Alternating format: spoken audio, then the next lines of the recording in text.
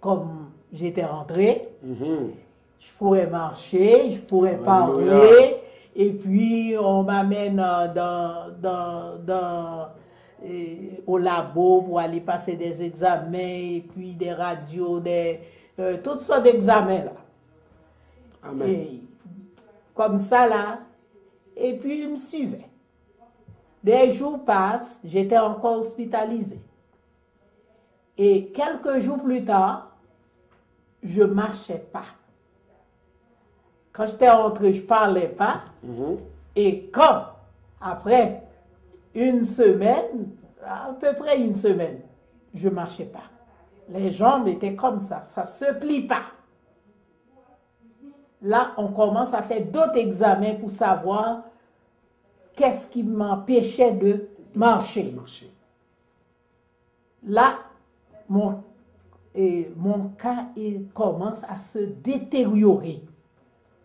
Mais je n'ai pas perdu la foi. Amen. J'ai gardé la foi. J'avais vraiment une confiance en mon Dieu. Amen. Je sais qu'il ne ment pas. C'est lui qui m'a promis la vie. Amen. Et j'étais accroché à lui. Et des examens, ça ne marchait pas. On décidait d'aller me passer un scanner. On m'a passé un premier, on ne voit rien. On me passait un deuxième, on ne voyait rien. Le troisième, dans la soirée, il était aux environs de 8 heures du soir. J'ai un pasteur d'amis d'enfance qui s'appelait Pasteur Brandt. Il m'appelait au téléphone pour prier avec moi. Et puis avant de prier avec moi, et puis je lui ai expliqué, j'ai dit que je ne peux pas marcher, on passait toutes sortes d'examens, et puis il dit, bien-aimé, je vais prier avec toi. Il a prié avec moi pendant 30 minutes au téléphone.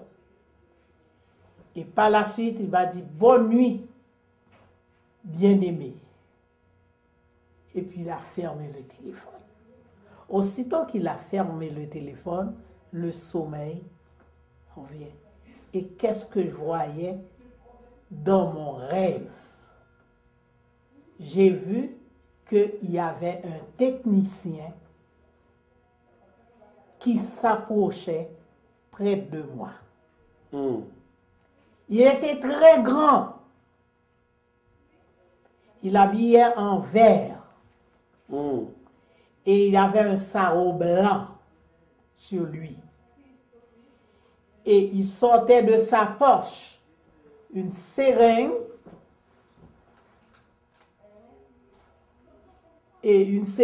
avec une liquide de couleur brun. Et il m'a dit, tournez du côté gauche. Exactement. Du côté gauche, en position parallèle que j'étais, il a dit, tournez du côté gauche. Il m'a piqué au dos du côté droit. Pendant qu'il injectait le liquide. Et puis, il y a un technicien laboratoire qui était venu pour prendre des prises de sang, m'a réveillé. Pendant qu'il me réveillait, et dans le rêve, j'étais encore perdu, et puis il a enlevé la seringue, il a dit, j'étais venu pour vous donner 10 cc, tu as pris seulement 2 cc. Si ce n'était pas le technicien de laboratoire qui était venu me réveiller, Dieu allait me guérir divinement de ce mal que j'avais, que je ne pourrais pas marcher. Cette période-là. Cette période-là. Et puis, je pose des questions au technicien. J'ai dit, vous m'empêchez de dormir. Il a dit, non, c'est pas nous autres, c'est le médecin qui a demandé des prises de sang des autres. Et puis, je commence à discuter avec. Et puis, j'ai dit, j'étais en rêve. Et puis, j'ai en train de lui raconter qu'est-ce que je venais de voir. De voir dans ton rêve. Dans mon rêve. Et puis, lui, qu'est-ce qu'il a fait? Il a écrit dans mon dossier que j'étais en train de halluciner. Alors, on devrait me donner un calmant pour ça.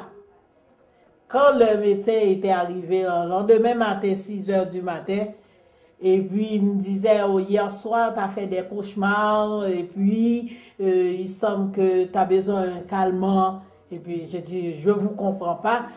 Et il m'a dit, oui, le technicien m'a dit que tu le demandais s'il était du côté droit.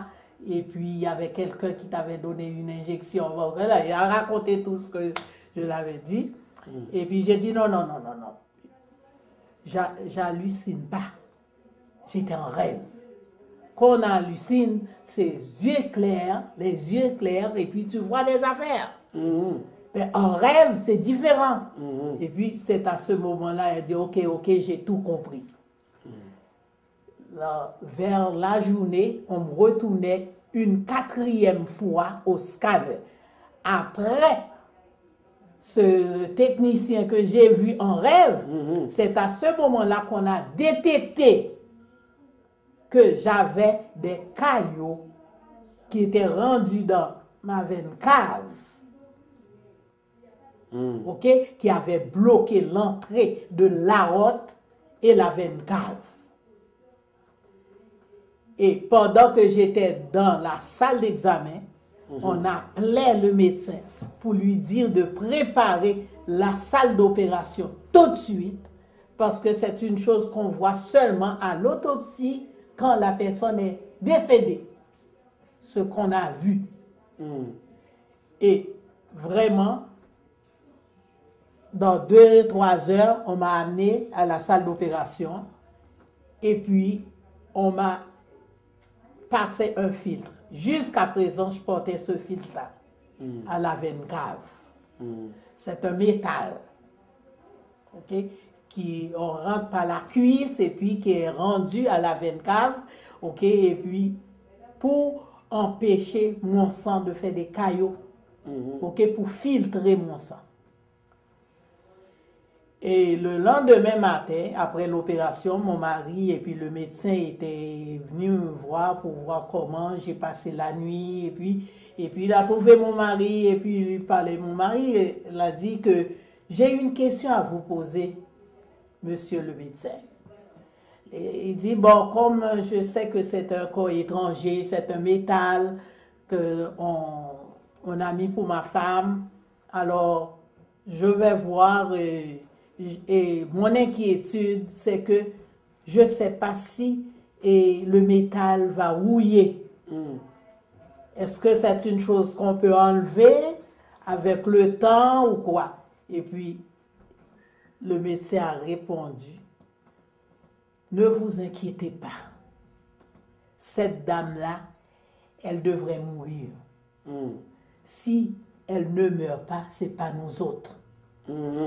Ce qu'on a vu au scanner, c'est sur les gens déjà décédés qu'on a vu ça. Il lui a dit, ne vous en faites pas. L'heure de mourir de cette dame-là est déjà passée. Amen.